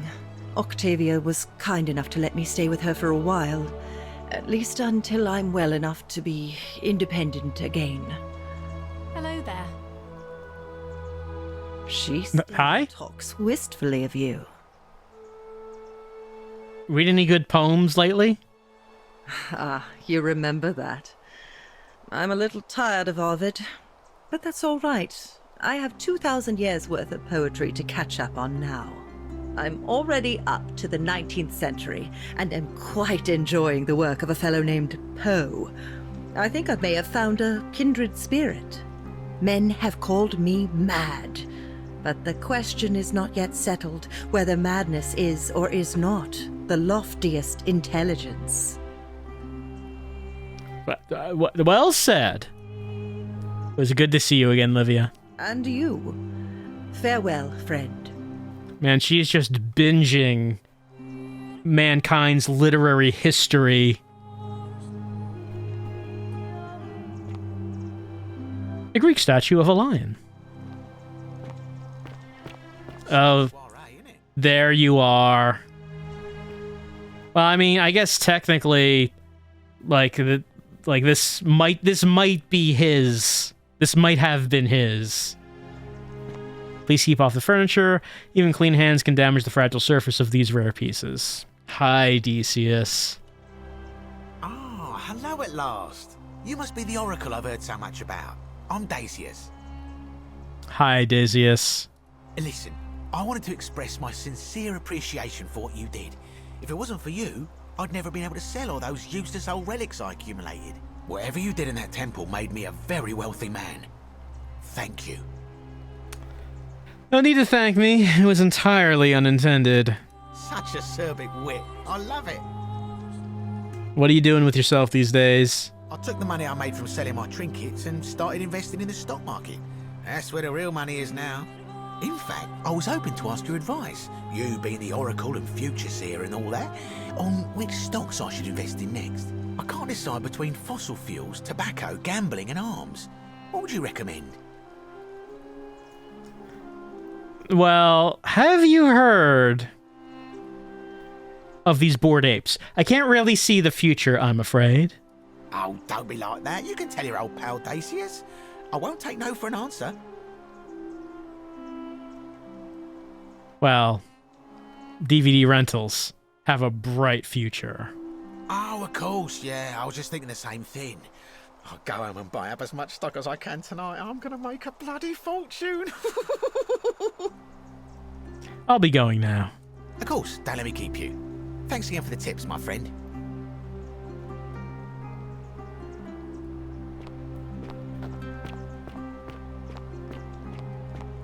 Hey, Kabush. Oh, there's the statue. This is Kirti. It's not how she appeared to us. But... So you still mad about the whole religion thing that we had that little argument about in the cave? It is an honor to finally meet you, Oracle. Thanks, Kabush. You know my name. Oh, of course. You are an oracle. You know many things. I too would like to offer my thanks for releasing us from that place and for your role in bringing us here. This world is truly wondrous. What are you doing with yourself these days? For a time, I returned to Alexandria, but they have no need of another fisherman, and I came to see there is nothing for me there. Instead, I have decided to follow the custom of your youths and backpack the world. It is a great adventure, and I have met many people from many cultures. I spent the first 25 years of my life avoiding the 42 sins that would deny me access to the afterlife. Now, I think it is time I had some fun. Hell yes, sin party! Can you commit all 42 sins in one night? Kabush is gonna find out. In the Forbidden City 2 Sin Orgy. Sounds like you've earned it. Indeed. It's good to see you again, Kabush. Thank you, Oracle. It's also pretty nice jacket you have there.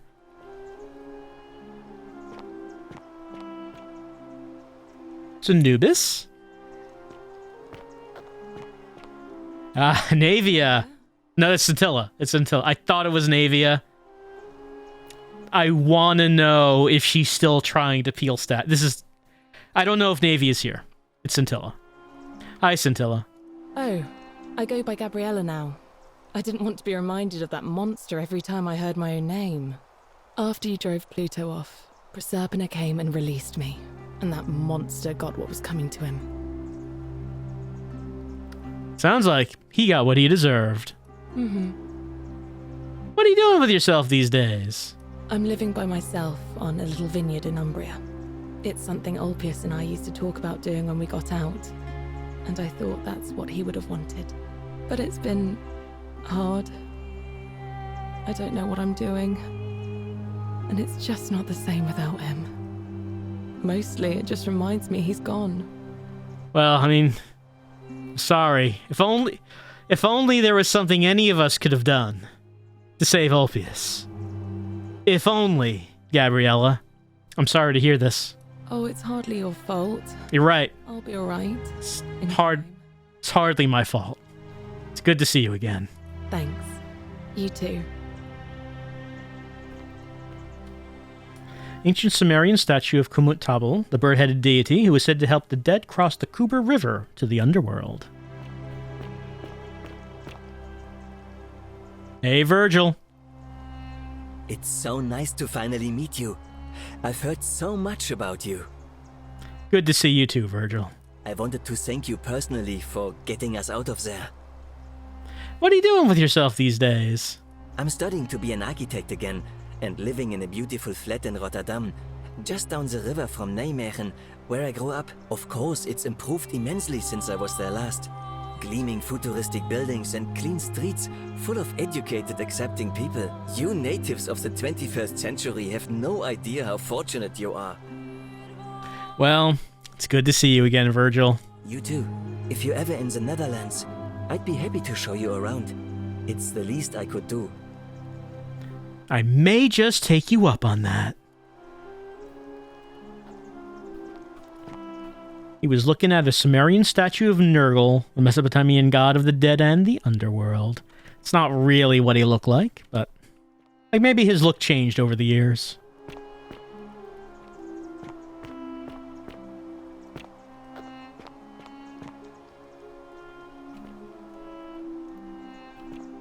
Oh yeah, that's one of the plaques. This guy just looks annoyed, like I'm bothering him.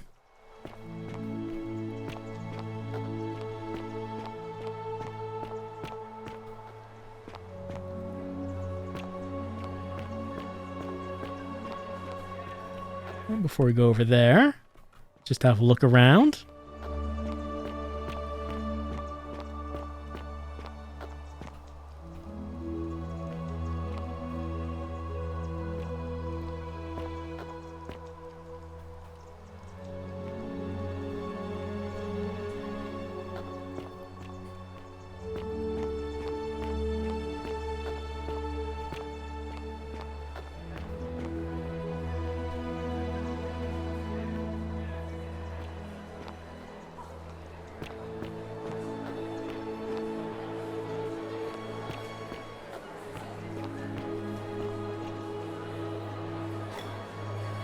There you are. I hope you enjoyed that. Now, there's one more person I wanted to introduce you to. I think you know her. Didn't seem like everyone was here. Didn't see Quintius. Sorry if I frightened you. Just a little joke I've been saving for a long, long time. I recognize that voice. Allow me to introduce myself properly. I am Proserpina, former goddess of the cycle of life and renewal, and now a regular mortal. I wanted to meet you in person, and thank you for freeing all these people, and me. I hate to think what would have happened to us without your intervention. You were whispering to me all along? Indeed. Suffice it to say that while Pluto was controlling the eyes and ears of each golden statue, I was able to control their tongues and whisper to you when he was distracted. I am sorry my messages were so cryptic. There were only ever brief windows in which I could speak to you without being detected. You did what you could. Thank you. You created the time loop? I did. I may have given up my immortality, but I still retain my gifts as the goddess of the cycle of life and renewal. After witnessing Pluto punish countless poor souls over thousands of years, I knew this generation, the final wave, would not survive. So I tried to give them a way to buy more time. A second chance. Rather, as many second chances as they needed to avoid his wrath. I appreciate that we were able to avoid his wrath. What became of Pluto? Did he go back to his home planet? I don't know what happened to him. I haven't heard from him, and I rather hope it stays that way. And what became of Karen? Oh, she inherited dominion over the underworld. Last time we spoke, she was working on a new world of some kind. She wouldn't say what it was, but I'd be surprised if you don't run into her again. I imagine we all will, one day. Nudge, nudge. Maybe we'll meet her again in a sequel of some kind. It was nice meeting you. And you. Although it feels like I've known you forever. I mean... And one last thing. I don't think the game felt that long. Do you remember all those golden statues scattered throughout the city? Mm-hmm. Of course. Good. Because they remember you. Well, that's... Well done, my friend. Oh, it's everyone! Everyone's here! They're all applauding me, the hero. Hercules, Orpheus, Theseus, and Aeneas would be proud. Are even the peeled ones here? Where my peelies in the crowd? Where my peely boys and girls? That's ending 4 of 4. Tap escape to continue.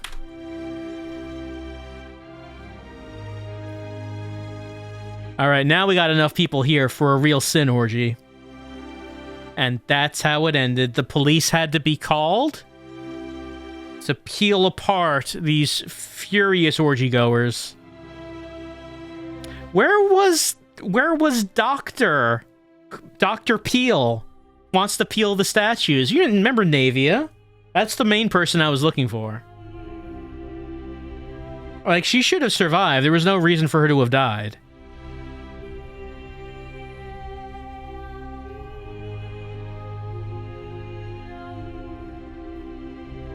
Oh, that's the end. That is ending 4 to 4, the final one. We solved the mystery and we saved everyone. Though I feel like, I don't know, I feel like maybe there may have been...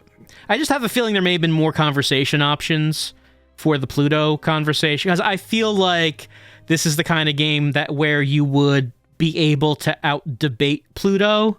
And that's not how it actually went. The way it went was we just used our bow and arrow to shoot, shoot Proserpina. And it doesn't feel like that's the solution that this game would have, but it's the one that worked. But I don't know, maybe there was something else. But it doesn't matter, because that was ending 4 out of 4. We got all 4. Now we know the rest of the story. We saved everyone except the people who died on that last time loop. Nothing we could have done to help them. Absolutely nothing we could have done. The Forgotten City. It's a game that certainly has gotten a fair amount of praise for its time loop mystery. And it did seem like a game that I would enjoy. But I feel like I just wasn't on the same page as this game at any point in it. I don't know. Just like at no point did I feel like I was thinking what I was supposed to be thinking or feeling what I was supposed to be feeling. There's one exception. I feel like one point where the game kind of came together was when it became apparent that the reason that we could give Galerius all of these tasks so he could do them real quick was going to result in him being elected magistrate. That was like a nice bit of something that we had been doing throughout the game, ending up being the solution to one of our long-term quest lines. Like, that's something I think worked well. I just kind of... I don't know. I don't know how I feel about this. I don't know. I just really wasn't taken in by the writing at any point. Or a lot of the voice... Look, the voice acting was fine, but I never really cared about any of the characters. So, I mean, because of that, this true ending kind of fell flat to me, because the whole idea is, hey, here's everyone! Everyone's here! Talk to your friends! that you saved. It's a big triumphant ending. It's like, oh, I don't really want to. I don't care about these people. The only real person I actually wanted to know about was Navia, and if she's still peeling statues. The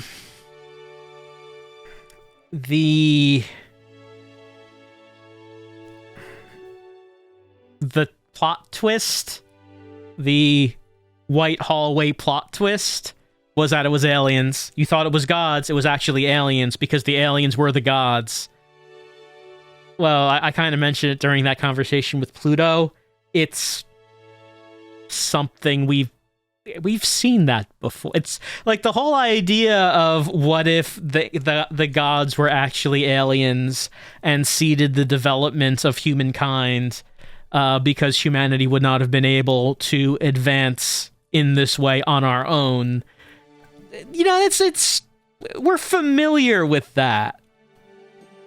It's not something that it's possible that this could be a new concept for a number of people. That is possible. And if it's the first time you're seeing it, hey, maybe, let's see, recommending the Forgotten City to a friend or writing a review, and maybe I can post on Facebook, Twitter, Instagram, YouTube, email, one of these things. Hey, please let people know about the Forgotten City. They need the publicity. And technically I am doing that, since all of this is all just going to go on YouTube. So I guess technically I'm doing that.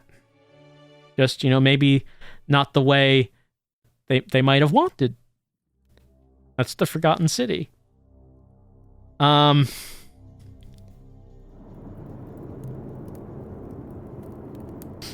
The game is full of intrigue and plot twists.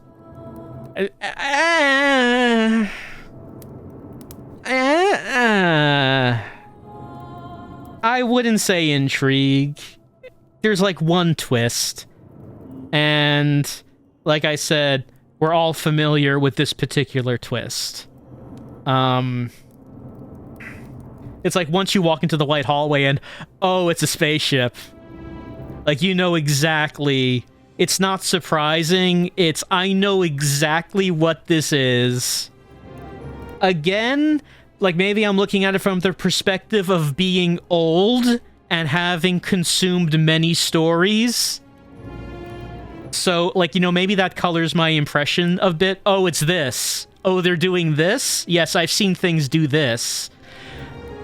Because I'm old, and I know. It's just that's how that is. You start to get more, a bit more jaded, a bit more cynical, because you've seen the same character types, the same plot twists, the same story beats over and over and over and over and over throughout your life when you consume as much entertainment as we do these days. And so, I don't know. I feel like I never really got to what I was thinking about with this game. At the beginning of the game, I was thinking, okay, we're gonna have to figure out what are sins. So, obviously that's gonna be an important part of this game. We need to figure out exactly what are sins so we can avoid sinning. And it turned out, no, don't worry about that. No, it's fine. Don't actually worry about that. It's not important. All right. Okay, I guess it's not important. I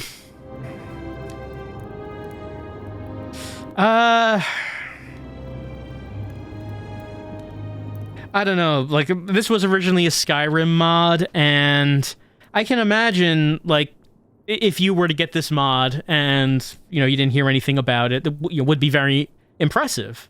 I feel like the reason I played this game was because it was getting some praise for its writing and the nature of the time loop mystery.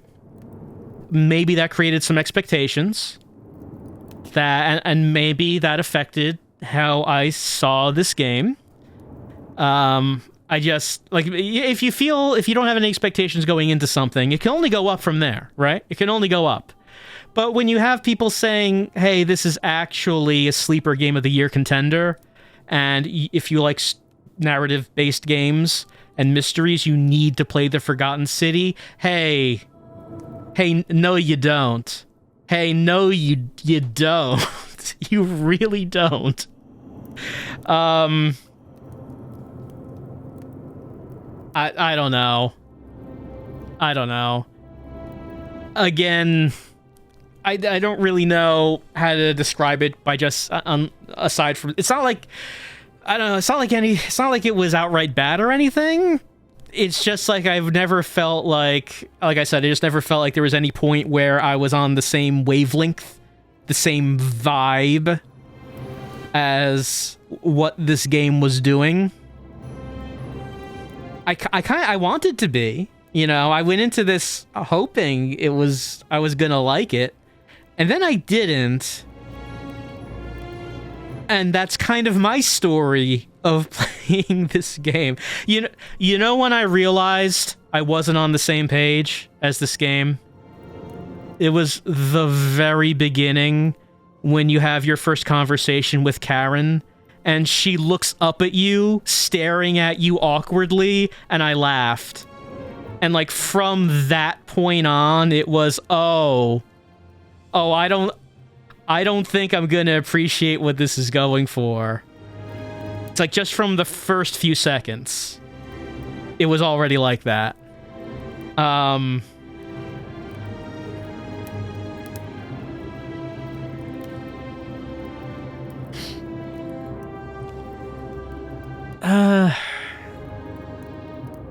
I don't feel the solution to this mystery is worthwhile. It's like when they put on the title, the menu screen here, where it says, make sure you give your audience a spoiler warning. Sure, I'll do that since the developers requested it. But man, this game doesn't. This is not, the plot twist really doesn't need to be protected.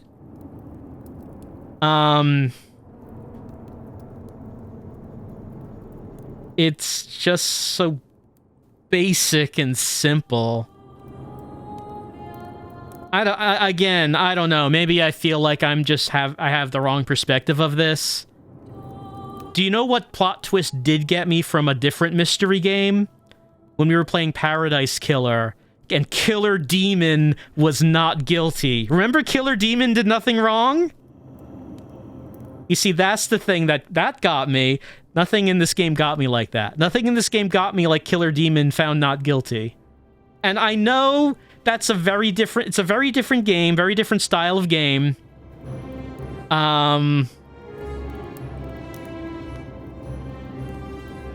It's not gonna give me this game is not gonna give me a moment like that.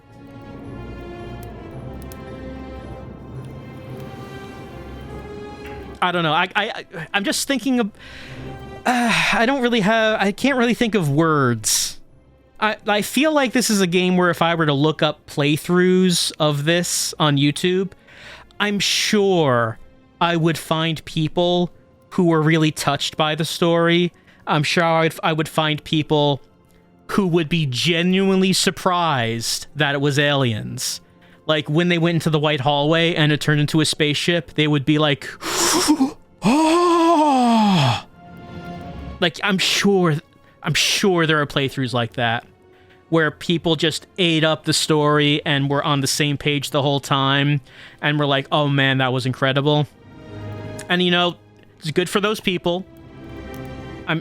It's good when a game is made and it finds its audience and there are people who like it. I'm not gonna like begrudge the existence of the Forgotten City like I might begrudge the existence of something like The Medium. This is not The Medium, let's say. We can agree, okay, this is my praise for the Forgotten City. It's better than The Medium. And I think we can all come together to agree on that. I think so. Anyway, I was hoping this would be a game that I would be in touch with, a game for me. It was not. It was not. I played it to the end just to make sure. but I can confirm this was not. It's probably for other people. Other people probably enjoyed the writing, enjoyed the twist, and enjoyed the, like, debate. So one thing I just want to bring up. One thing I want to mention, if this is a game where part of it is going to be a debate, a philosophical debate on the nature of sin, okay, guys, you gotta have more dialogue choices. You gotta think up a lot of dialogue choices for that, and the player can't just go back and select the options that they didn't take. Right? You have to be locked out. You have to have some guts with that. Like when Pluto was questioning me about the nature of sin, I should have had an entire screen full of dialogue options of different viewpoints, perspectives, and examples, and I should have only been able to pick one, with everything else being locked out permanently. That's not how this went, obviously. The way it went was when Pluto would ask me about the nature of sin, I would have like 1, 2, or 3 options, and, you know, whichever one I pick, I would then be able to go back, redo the conversation, and choose another one. That's not how that works. You can't do that with this kind of plot, with this kind of conversation that you have. You can't do that. It's toothless. Anyway.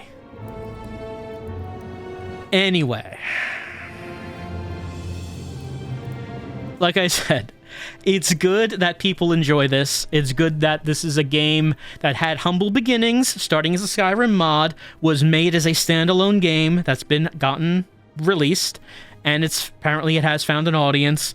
Very good. I'm happy for them. I feel like if you're going to tackle this subject matter, it has a higher bar. You know, there's a higher bar to be met. Maybe that's just because I like this kind of game, and when you're a fan of something, you tend to have higher expectations for it. Like, say, I like horror games a lot, which means I have pretty high expectations for what a horror game should be, and I end up not liking most horror games because they're bad, because I like horror games, and so most of them will not meet my exacting standards. While other people who might not be a fan of the genre might enjoy those worse games. I think that's just how that goes. If you're a fan of a certain genre, you will have higher, stricter standards for what you enjoy from that genre. Like, someone enjoys fighting games. They will have highly strict, highly technical standards for what they want from a fighting game that a casual player would not. You get what I'm saying. This has been our playthrough of The Forgotten City. And will there be a Forgotten City 2? Because Karen is working on something, we were told. I don't know if that's the... if a Forgotten City 2 comes out, I'll probably take a look at it. Probably see how they do their second time around. But as for their first time around, that's been The Forgotten City. That's been ending 4 out of 4.